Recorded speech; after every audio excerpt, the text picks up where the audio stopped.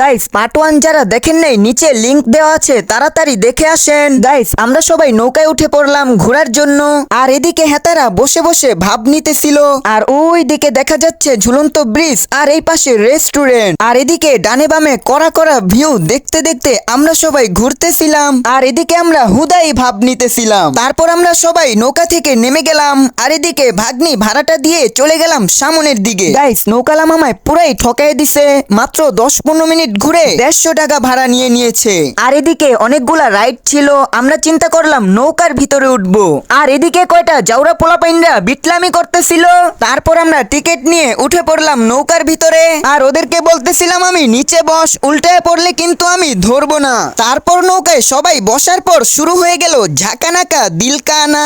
ভাই প্রথম দিকে তো ভালোই লাগতেছিল, যখন জোরে জোরে আপ ডাউন হচ্ছিল আমাদের অবস্থা তো পুরাই টাই। দেখা হচ্ছে পার্ট 3 তে।